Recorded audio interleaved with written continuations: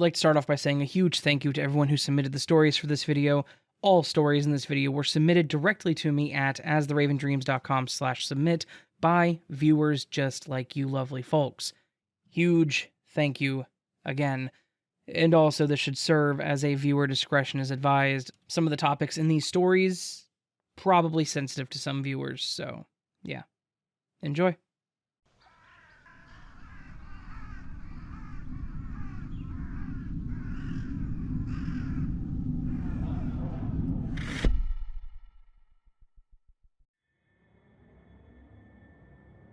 Believe it or not, the scariest moment in my life occurred because of my best friend.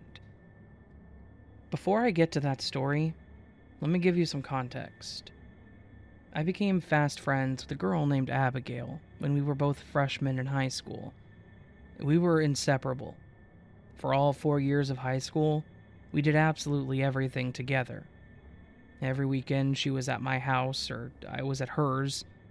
During the summer, we would alternate between our houses, never going more than a day without seeing each other. Our parents eventually gave up trying to get us to do anything apart, and even let us tag along on each other's family vacations. Over the course of our friendship, I learned that Abigail had a major flaw. She was insanely competitively jealous. This wasn't your run-of-the-mill jealousy. She would get crazy jealous if I got a cute boyfriend. The key word there is cute. If I dated a guy that she didn't think was attractive, she wouldn't get jealous at all. Her jealousy would manifest in getting angry at me for spending any time without her. As we got older, her jealousy made her extremely competitive with me over guys. If I met a cute boy, she would swoop in and try to steal his attention. Abby, as I called her, was gorgeous. She had jet black, naturally curly hair that fell down her back in perfect ringlets, and the biggest blue eyes I have ever seen. She also had curves and a gorgeous smile. I, on the other hand, was insecure inside and out. I was by no means shy, but I never considered myself to be as attractive as Abby. I was kind of chunky, and I dressed modestly because I hated the way men stared at my chest. For me, it was no competition. Abby was the prettiest. When guys would hit on her, I just thought, well, that makes sense because she's gorgeous and is good at flirting. I didn't have enough confidence to flirt. I had a huge personality that I hid behind, and I thought all of my guy friends were just that. Friends. Because of this, I naively allowed Abby to bat her lashes and swoop in on guys that I was into. Looking back, it's obvious that these guys gave Abby attention because they knew that she would put out, but I digress. On to the story. It was the end of our senior year in 2007. Abby and I had been the youngest employees at a fancy restaurant for the previous 3 years.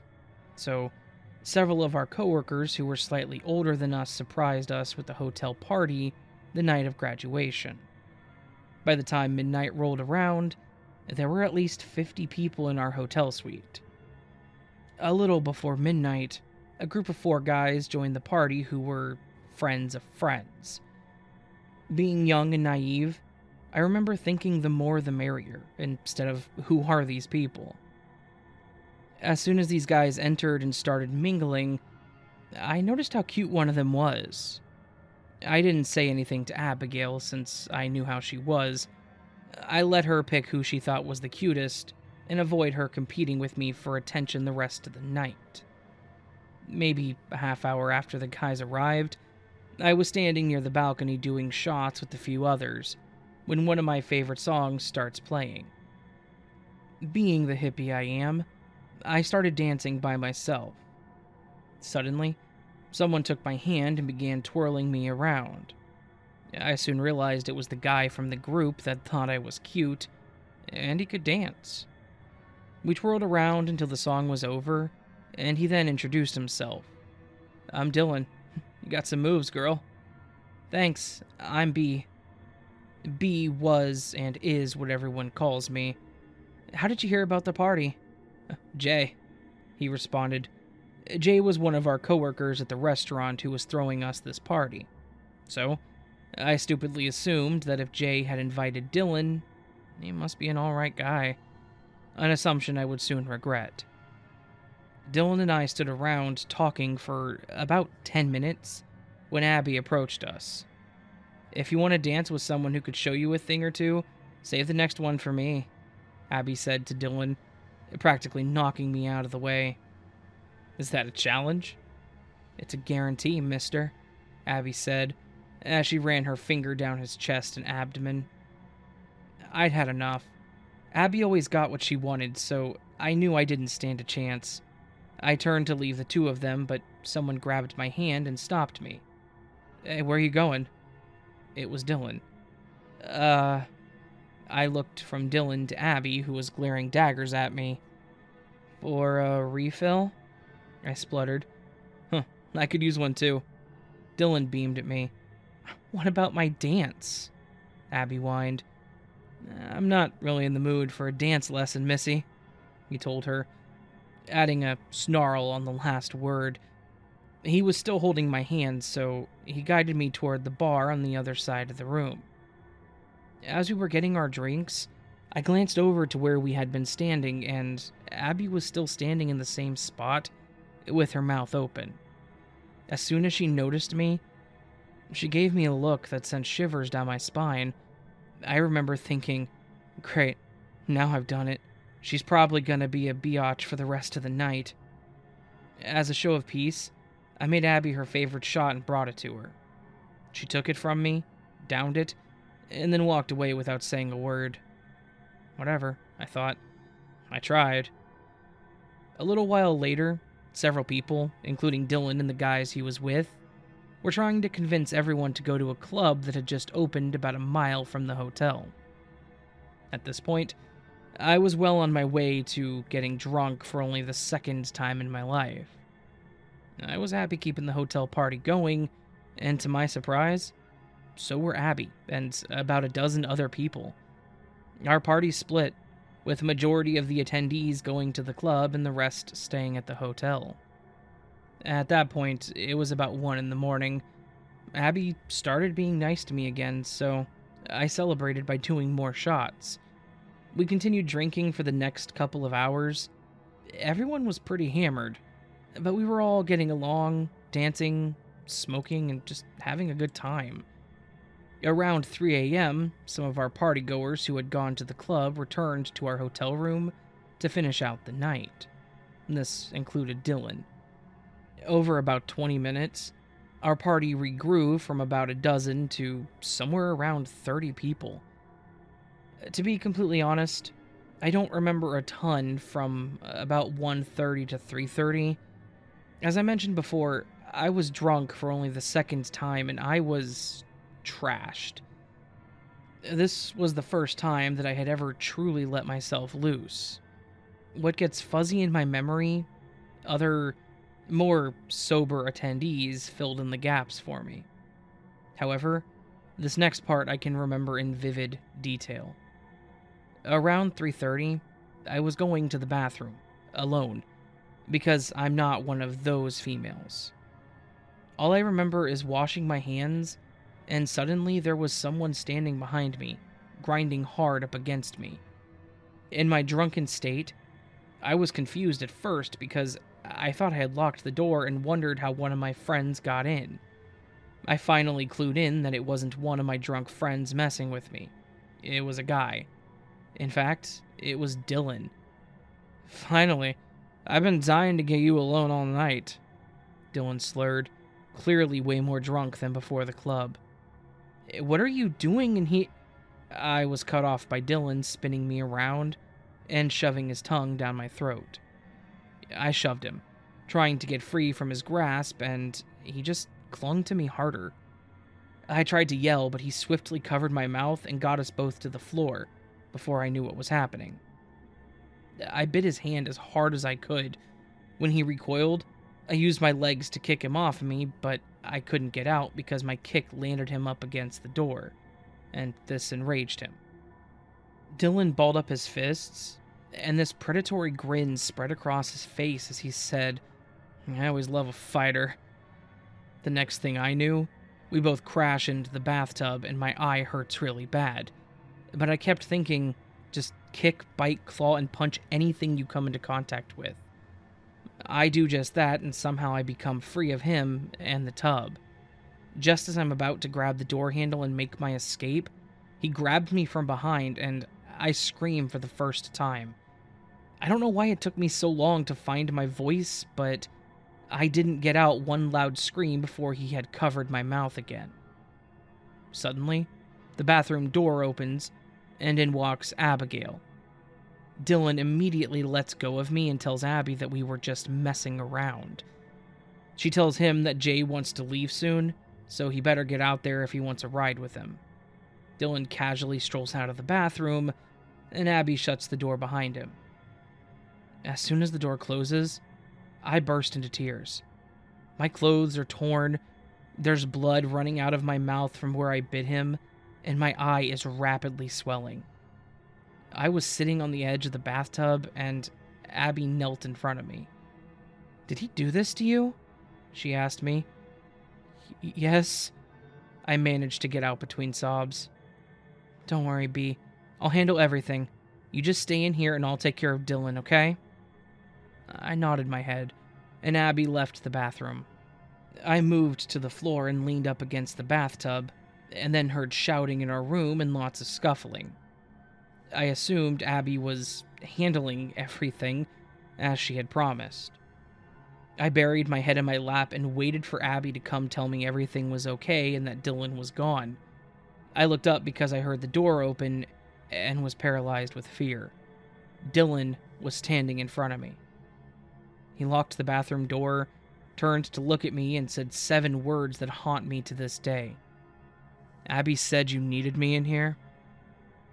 I was terrified and heartbroken at the same time. Abby said that I needed him? Oh my god, she sent him back in here? My best friend sent a predator back in the bathroom with me because she was jealous. She chose to send my attacker back in for another round as a payback for him not being into her. Dylan then reached down and grabbed my ankle, yanking me across the floor and beneath him. I remember thinking, I'm not about to lose my virginity like this.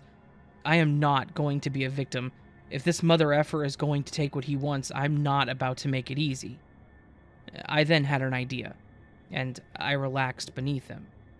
I made him think I had given up fighting him off. He was ripping my clothes the rest of the way off when I saw my opportunity, and I kicked him in the face as hard as I could. Once again, Dylan's body was blocking the door, so I ripped the hairdryer out of the wall and began beating the crap out of him. As he shielded himself from my blows, he writhed away from the door enough that I could slip out. To my shock and horror, our hotel room was empty. Not a single person, not even my best friend Abby, was there. I would find out later that when Abby left the bathroom to go handle everything, she told everyone the cops were there. Naturally, everyone bounced. I panicked, I grabbed my purse from the closet, and I ran out of the room. I was barefoot, in my underwear and a ripped tank top, had an eye that was swollen shut and more alcohol in my system than I had ever consumed before or since. From this moment on, my memory gets fuzzy again. The last thing I remember clearly is running from the hotel room. I don't remember anything from my drive home. I lived about 30 minutes away from the hotel, and by some miracle, I made it home in one piece. I woke up the next day, black and blue all over. Everything was sore and bruised. The first person I called was Jay, my coworker who threw us the party and had invited Dylan. I asked him how well he knew Dylan, and he said he went to high school with him and that they are hangout friends, meaning he has partied with him a lot, but they aren't super close. I then tell Jay what happened. He was appalled and assured me that he had no idea Dylan was like that. He kept apologizing for inviting him, but then started making excuses for him. Jay said when Dylan came back from the club, it was the most messed up he had ever seen him. He said, "I know my boy likes to party, but I've never seen him be that tore up. He must have done some heavy stuff at that club." "I don't care what he did at that club. That mother effer assaulted me," I snapped back at Jay. Jay just kept making excuses, so I ended the call. I took a shower and replayed the night's events in my head. Why didn't I make sure the door was locked? Why did I drink so much? How could Abigail do such a horrible thing to me? She's supposed to be my best friend. I called my other friend and coworker Jamie, who had helped Jay throw us the party. Jamie tells me that she has also known Dylan for years, and there's no way he was in his right mind if he did what I claimed. If he did it. I realized in that moment that if my friends were having a hard time believing my story, law enforcement definitely wouldn't believe me. I covered up my bruises, I made up an excuse for my parents about my black eye, and went radio silent for a week. Word spread about Dylan. I didn't answer any calls or texts, but I kept my phone on. I continuously received messages from friends saying that Dylan is a good guy and that I should hear his side of the story. Clearly, one of these friends gave Dylan my number because he started texting me. At first, he was begging me to forgive him. He claimed to have done a ton of coke at the club and had no recollection of what had happened in the bathroom. He said he woke up and went to the hospital because someone had beat the crap out of him. When I didn't respond, he started threatening me, saying things like, "Jay told me you were the one who caused me to get 15 stitches in my face and head. I'm not getting kicked off the football team because you say I assaulted you. I'm the one with stitches." I never responded to any of the messages. After 5 days, Abigail finally called me. We hadn't gone 5 days without speaking in 4 years. Before I could stop myself, I answered the phone, without saying a word. Abby says, "Hey, B, we're headed to the lake. We'll pick you up on the way." I didn't say anything. "Hello, B, are you coming or not?" she pressed. "No," I responded and hung up. And that was the last time that I ever spoke to Abigail. I decided not to press charges, based on the excuse that I was about to move away for college in less than 2 months. Because I was young and naive, I also convinced myself that everyone makes mistakes. Maybe Dylan was a good guy who just made a horrible mistake. The weekend before I left for college would reveal just how wrong that assumption was. 8 weeks later, I was enjoying my last weekend of summer at home with my family. That next week, I would be moving over 300 miles away for university. Some of my friends invited me to an after-dark pool party. I decided to go since this would be the last chance I would have to see them before leaving. I rode to the party with my friend, Ashley. We were there for about an hour, when Ashley tells me she just saw Dylan when she went inside to use the bathroom. I immediately froze in place. Ashley tells me to stay outside, and that she'll grab my purse and keys from the house, and we'll leave. As I'm waiting on her to return, someone comes up behind me and grabs my hips while whispering in my ear, "Are you gonna let me finish what we started last time?" Dylan. Instantly, I had confirmation of his character. He really was a predator. He showed me his true self when I first encountered him at the hotel party. He knew exactly what he was doing then, and he meant to assault me. Now, this piece of garbage was taunting me over it. He was relishing in the fact that he had gotten away with it. Now, I'm not one to fear making a scene when I'm uneasy or feel threatened, so I screamed. "Didn't I give you enough stitches last time, mother effer? Stay the hell away from me." My sudden outburst caused everyone to look in our direction. Dylan threw his hands up and backed away from me. At that moment, Ashley returned with her keys, and we left. I never saw Dylan again after that. If there's anything that I want people to take from this, it's that, 1, you can be in an abusive friendship. Friendships are just platonic relationships, and you deserve friends who have your back no matter what. 2, never assume that friends of friends can be trusted. Trusted loved ones, as well as strangers, can and will take advantage of you if you let them.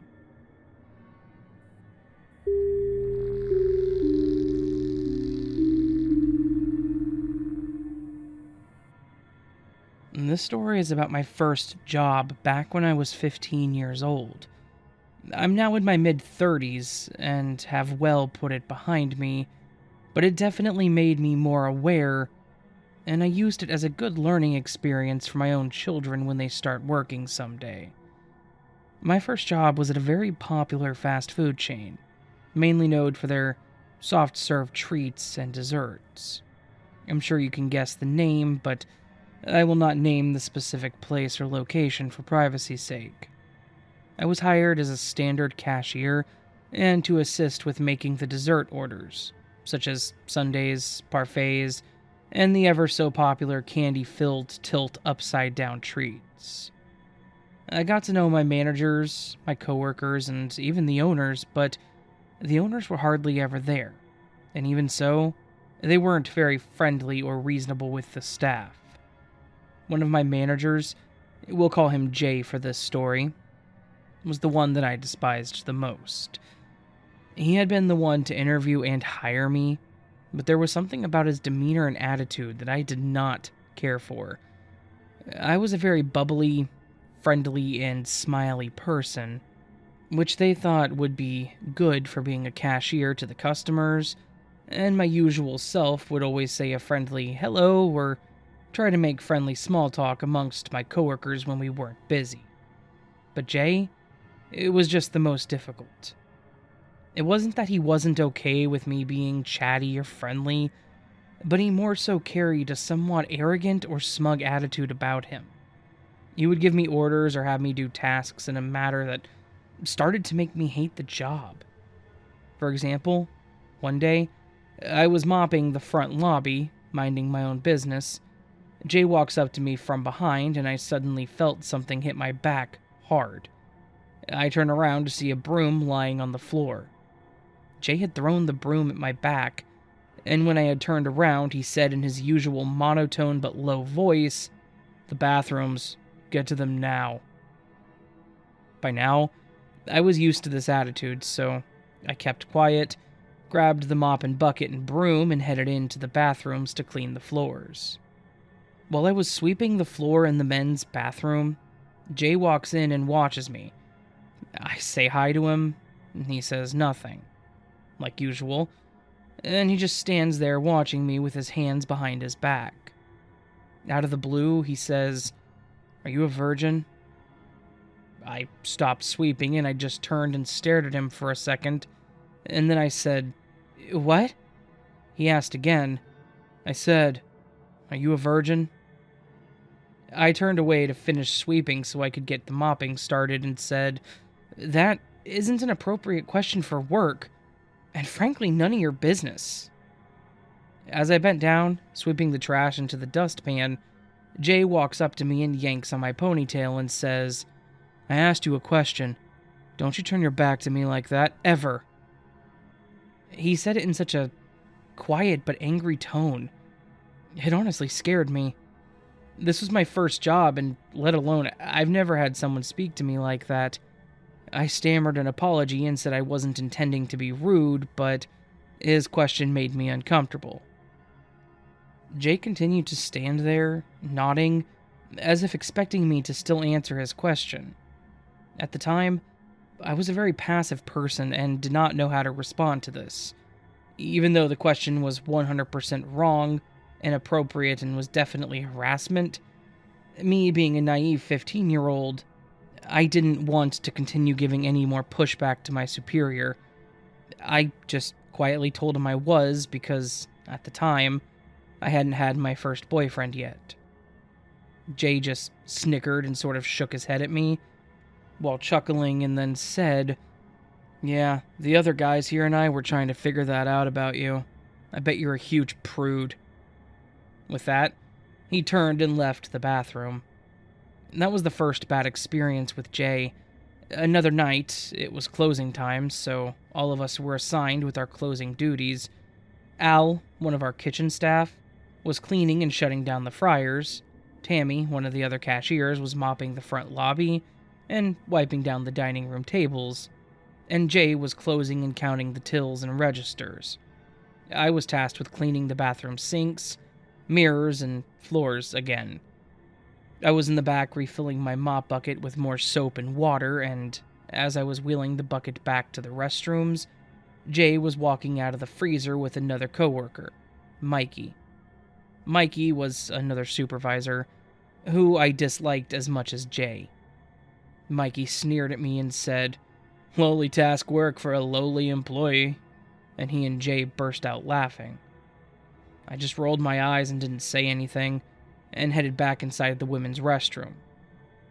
As I'm opening the door, I felt a hand around the back of my neck, and before I knew what was happening, I was violently shoved forward and fell onto my knees into the restroom. I look up, and Jay is standing above me, with Mikey standing next to him. Anger completely filled his eyes.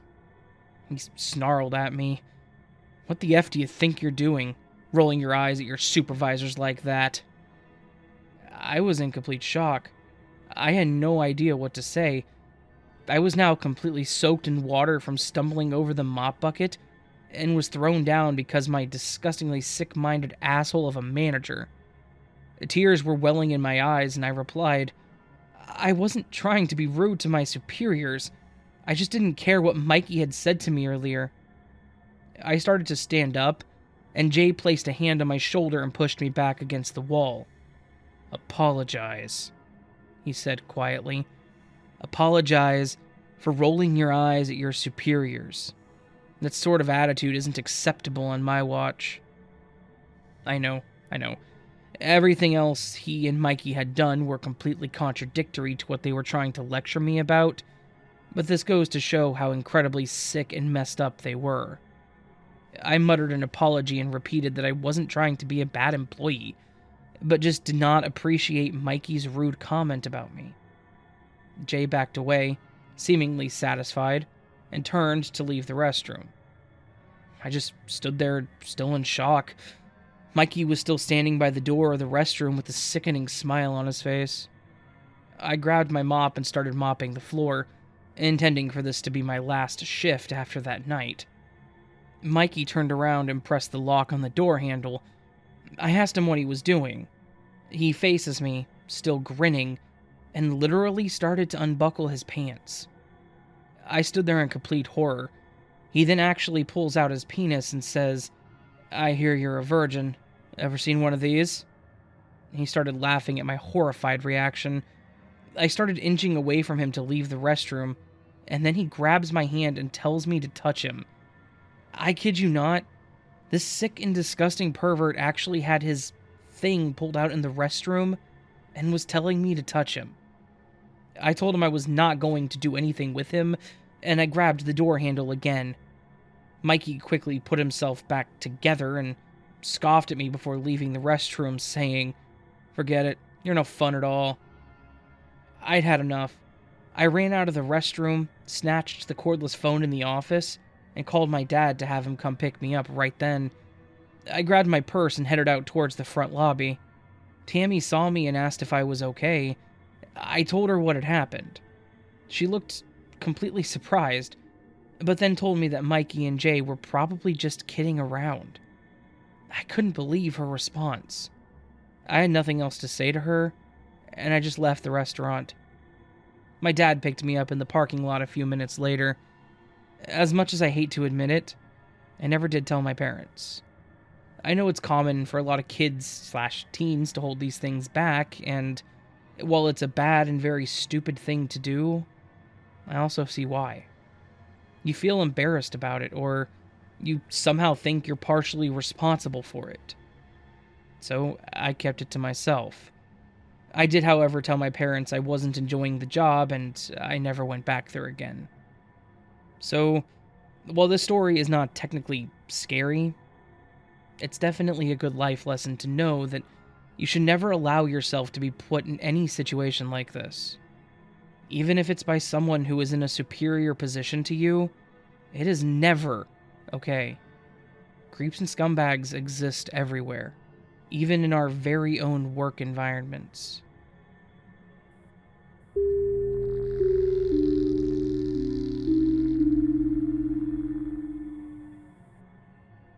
I saw what I can only describe as a UFO. And this happened late winter the year that I was in 8th grade. I lived in a desolate upstate New York town, on a piece of property that had forest around most of its perimeter. It should be noted that I have a degree in applied physics and experience working in semiconductor R&D, so I am a very evidence-based and skeptical person. I don't like to accept bizarre or supernatural explanations for anything, but this incident falls outside of my ability to debunk. One midweek night, I was taking out the garbage as normal. My parents were watching an overblown, sensationalist cable news show that repelled me, and my sister had some trash indie rock blaring from her room, so I opted to linger outside and take in the starry sky, regardless of the cold, dry air nipping at my face. One upside to living in such an underpopulated and uneventful area is that you never had the issue of artificial light interfering with your ability to take in the cosmos in its fullest glory.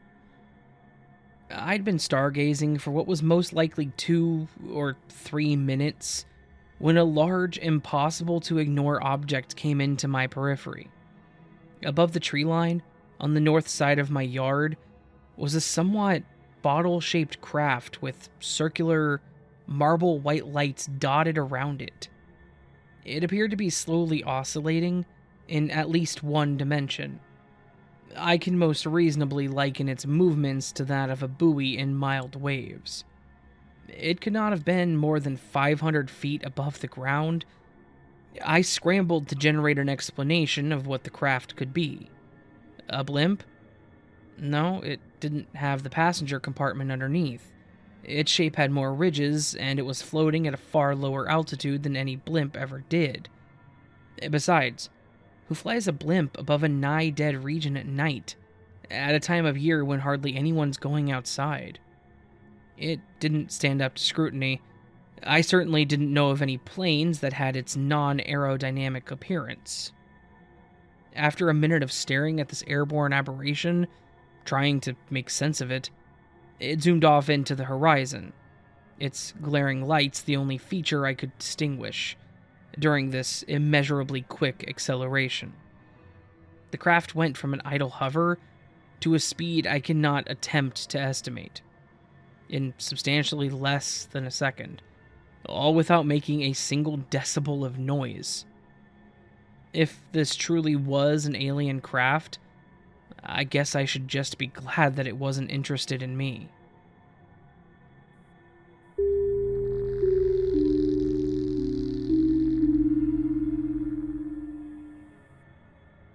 I grew up in a small town, like a one-stoplight tumbleweed blowing down the road kind of town.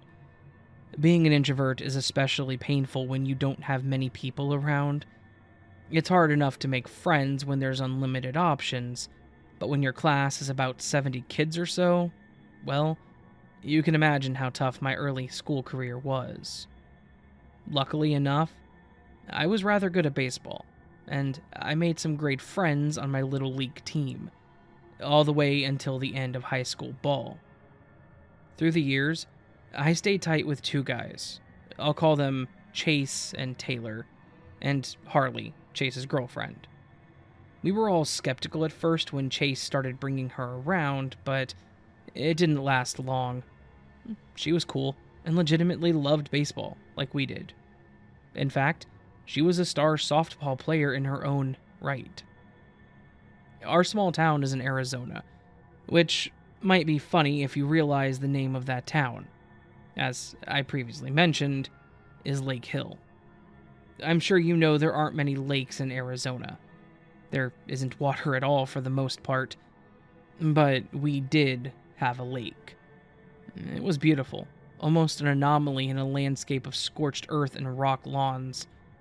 My parents brought us to the campgrounds at Lake Hill often. Never to actually camp overnight, but there was a beach we could enjoy. There was also an arcade, ski-doo rental, and so much more to entertain us pre-internet era kids. Being that it was a small town, my parents were friends with Chase and Taylor's parents, so often we would all go together. Of course, Harley would usually tag along too. In the insanely hot summers of the Grand Canyon state, being at Lake Hill was an oasis of pure satisfaction. But when we asked if we could camp sometime, we all got the same response from every parent. "This isn't really the best place to camp," my dad said. "Yeah, the campsites aren't really kept up," Chase's parents said. "The owners really just like to focus on the entertainment part of the campground." We all brushed it off as kids, not thinking too much about it.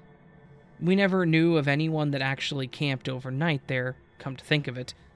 We all quickly dismissed it, going back to the concession shack to get more corn dogs and Bahama Mama slushes. Chase, Taylor, Harley, and I were thick as thieves by our senior year. Harley and Chase were going off to ASU in the fall. Taylor decided to skip school altogether and work for the family business. A long life of fixing air conditioning units until you die, I thought to myself. I was hesitant, but I decided to also go to the college route. I hoped that I got accepted to ASU, not only because it's a great school, but I would at least know 2 people out of the thousands that were there. Unfortunately, I did not get the letter of congratulations. My safety school, however, did take me. Here we go, Phoenix University. I know what you're thinking.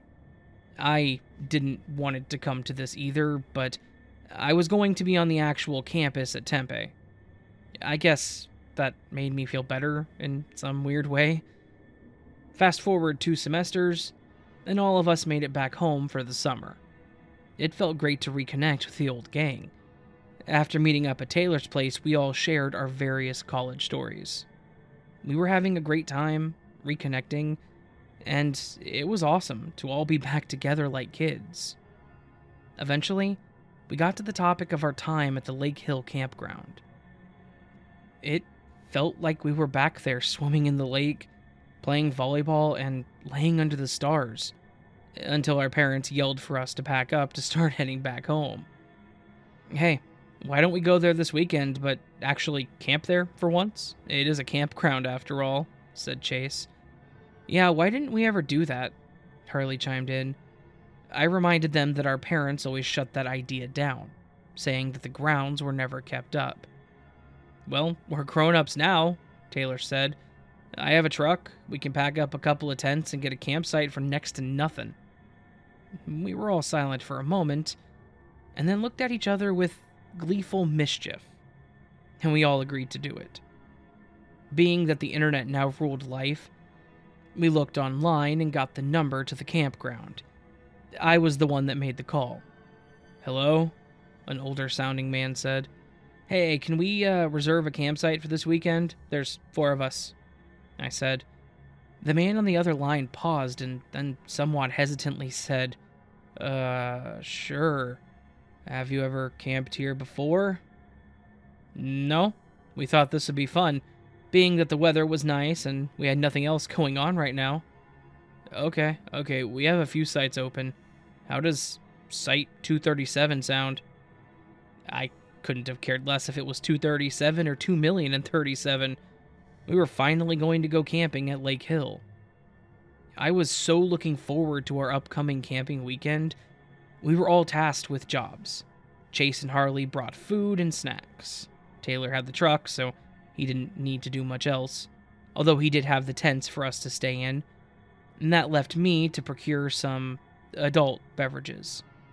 My parents were always loose with the liquor cabinets, so that was no problem. When we rolled up to site number 237, we were amazed by how beautiful it was. We were also amazed at how deep woods it was. It wasn't that close to the lake, and we couldn't believe that none of us had ever been to this side of the campgrounds. All of us were feeling really good. The tents were set, the drinks were flowing, and the weather was great. The high school stories just kept coming. "Hey, remember when you ripped your pants and everyone saw your butt hair?" Taylor yelled to Chase. I had a mouthful of cheap beer that made a hasty exit out of my nose. A little embarrassed, but getting into the spirit of things, Chase retorted with, "Yeah, how about whenever you, shh." Harley sat up in her camp chair, holding both arms in somewhat of a T-pose to all of us guys. We all exchanged worried glances toward each other. "Did you hear that?" she said.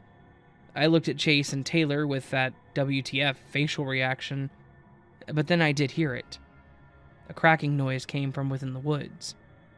I suggested it was just an animal, and maybe this was the time for us to pack it in and call it a night. As Harley was getting her stuff together for her and Chase, I stood by the fire with Taylor. We'd already forgot the awkwardness just a few moments earlier, and were ready to kill the fire. Then, the animal-like sound crept into our area. At first it was a low growl, something that couldn't have been a coyote or any other animal in this area. I took out my flashlight, brushing it across the woods. It stopped on an impossible sight. There, in the distance, was a beast that made me freeze in place. It seemed like the monster was also frozen, but not in fear. It had to be nearly 7 feet tall, with unnaturally long talon-like fingers. The rows of sharp teeth never ended, even more disturbing compared to its grayish skin. Its eyes were locked on us, waiting to attack. Quietly, I whispered, "Run." I grabbed Taylor and started to head for the truck. We yelled for Chase and Harley to get out of the tent they had just set up and to follow us.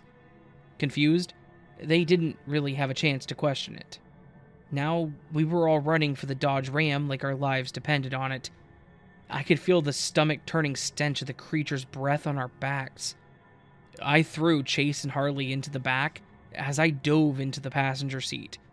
Taylor was already shooting for the driver's side. After what seemed like a lifetime, Taylor grabbed the right key and fired the truck up and spun the wheels, getting us out of there. All I could see in the rearview mirror was a dark gray thing breathing heavily. It wanted us. Who knows how many victims it had already gotten. We all made it to our respective homes safely. We again went our separate ways, and we never spoke again about what happened. So, I guess I only ask that if you are going to go camping at Lake Hill, Arizona, do not camp at site number 237.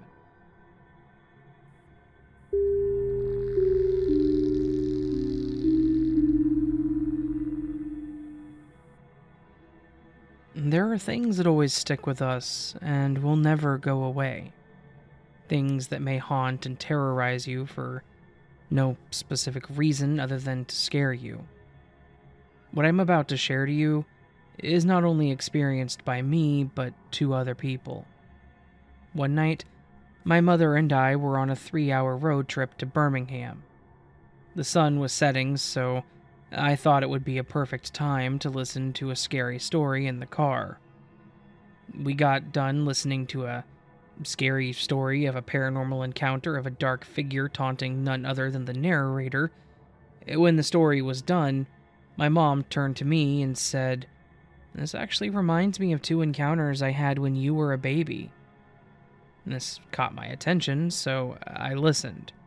This is what I remember her saying. After a month of being born, my bedroom was finally complete. There was a rocking chair next to the crib at the corner of the room. Parallel to the chair was the door that led to the hallway. As Mother was always rocking me to sleep, she saw something dart from one room into the hallway and scurry behind a wall that is connected to the door frame of my room. She saw this because my room was at the end of the hall, so it was easy to see what was going on there. The only kind of pet that we had was an outside dog that usually spent their time in the garage. She was on guard now and was keeping her eyes peeled on the door that was slightly opened. After a few minutes, there was nothing, so she continued rocking me to sleep. Just moments past this, something darted in, ran across the room and up the wall that was behind her. It then ran on the ceiling and into the top of my closet that was in front of my crib on the same wall as the door to the hallway. She quickly got out of there and told my dad what happened, but he didn't believe her. When it was time for me to sleep, she cautiously sneaked back into my room and put me in the crib. She was about to leave when she noticed a necklace with a cross on it. She picked it up, made a prayer of whatever the figure wanted to not do harm, and placed the necklace under my pillow. About another month had passed by, and there have been no sightings until her friend, Mandy, came over to see me. This one requires you to know the layout of the house. Well, at least part of it, so I'll do my best to explain it. When you sit down on the couch to maybe watch TV, to the left of it is the start of the hallway. You can see the end of the hallway from where you sit, which means you can see my room. On the left side of the hallway is a door to my sister's room, which is my room now, and my parents' room. And that is also the door closest to my door. On the right is the bathroom and storage closet. As Mom was washing the dishes, she hears Mandy call out, "Hey, I didn't know you guys had a cat." Mom stopped the sink and responded, "What do you mean?" "Oh, I saw a black cat run from your room into Jack's room."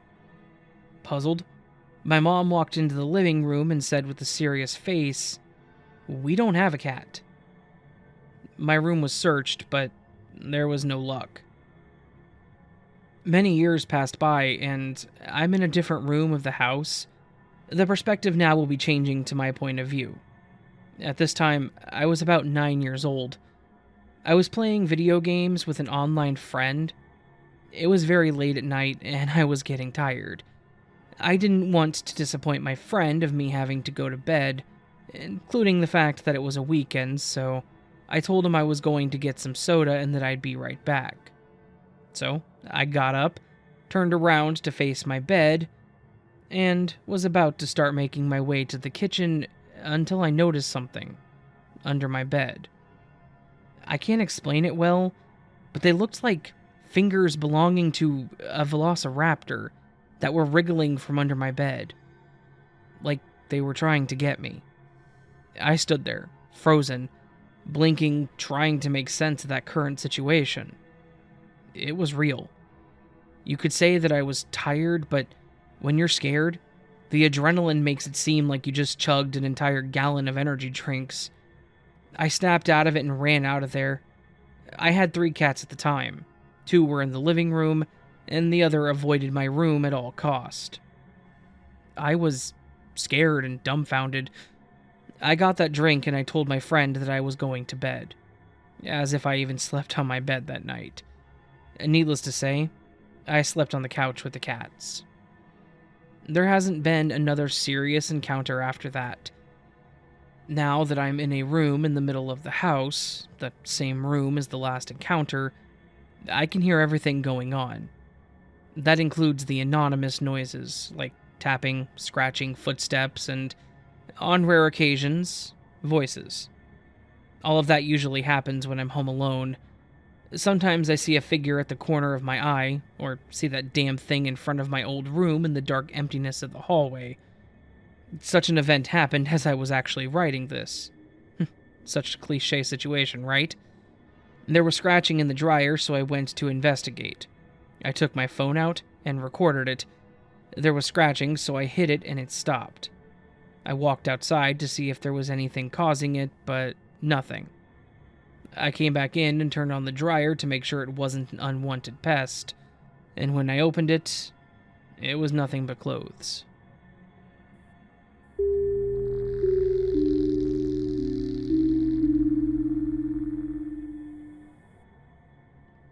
My family and I once lived in a very, very haunted flat near a castle. We had experienced many paranormal events, too many to even count. This is just one of them. On this particular day, we were expecting family to come over, that being my cousins. Me, my sister, and my mom were all at home, whilst my dad was at work. We waited a while for them to arrive until we all heard what sounded exactly like them outside. So, we ran toward the window saying, "Oh, it's them. They're here." My mom and sister then claimed they could see their red car and them coming out of the car, chatting and laughing amongst themselves in their usual tone and manner. Although I could hear what sounded exactly like them, no one was there. I thought my sister and mom were just pranking me, so I laughed and said, "Haha, very funny. They're not even here." They both looked at me confused and then pointed at the same spot outside the window and said, "That's them right there. Look, it's their car too. Can't you see them?" I was baffled. I could only hear their voices. I looked and looked, but no one was there. They said they noticed that one cousin did not come along with them. There were 3 of them instead of 4.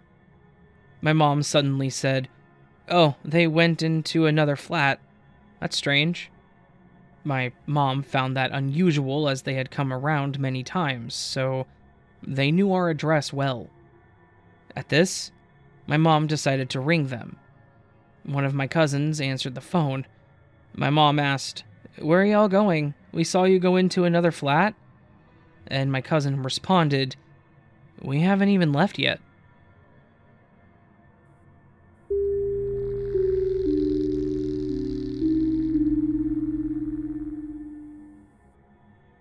I just moved into a 2-bedroom condo years ago. My friend was separated from her husband at the time and needed someone to help pay the rent. I was given the large master bedroom with a bathroom. There was also large sliding glass doors that opened, but there was a railing so you could not walk out. In the living room, which was next to my room, there was another set of sliding glass doors. At night, it was a little spooky. The condo was in the back with a large hillside, covered with trees, brush, and it was very dark. My friend decided to take her 7-year-old son to New Hampshire to visit family, and it was the first time alone in the house. Just me and my cat Charlie. It was a summer evening, and Charlie wanted to go out, so I opened the slider in my room about 5 inches or so, and I left it open. I went back to get something to eat from the kitchen, and I came back and watched some TV, wondering where my cat was. I walked to the door and peered out into the darkness, and called my cat. I couldn't see him at first. I looked up to the top of the hill, and my cat was staring at something to the left of me, and would not move. I opened the sliding door more so I could see what Charlie was looking at. It was so dark. I leaned out over the railing and looked to the left, and I could see something against the building. But the more I focused, I could not believe.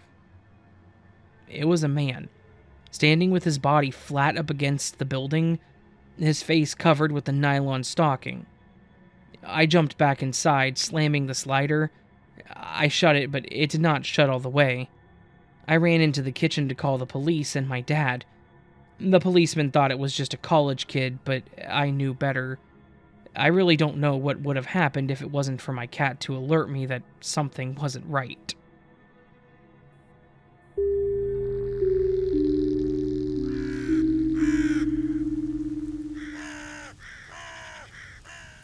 So this was once again a collection of submitted stories. A huge thank you to all of the listeners who submitted their stories to my channel. Without you all, this video wouldn't be possible. Without you guys that listen, watch my videos, none of this would be possible. Your support in just watching, commenting, hitting that thumbs up button, just being around my channel and showing that you enjoy my content, it's huge. So thank you so very much to everybody. I want you all to know that I really, really do appreciate all this. More than I could ever hope to state. It really cannot be overstated how thankful I am that you all allow me to continue doing this. So once more, thank you. A huge thank you to all these people who submitted their stories. If you have a story you want to send my way, go to astheravendreams.com/submit, or check the links down below, or you can email it to me at astheravendreams.com@gmail or outlook.com, either one. If you enjoyed the video, please do hit that thumbs up button, subscribe to the channel if you're new, and leave me a comment letting me know your thoughts.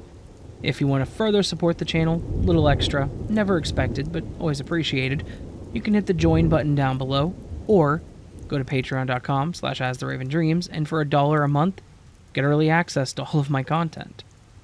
Up to 24 hours early. I think it's a pretty good deal. If you go for the higher tiers on Patreon, you get extra stuff. And I guarantee I'll make it worth your while. So, just saying. Alright friends, we are very deep in our way to 5,000 subscribers. Once we hit that 5,000 subscriber number, I'm going to be doing a giveaway. Some merch, some posters, some other stuff for funsies. So, get in now while you can. Alright, I hope I'll see you on the next video, but until then, sleep well.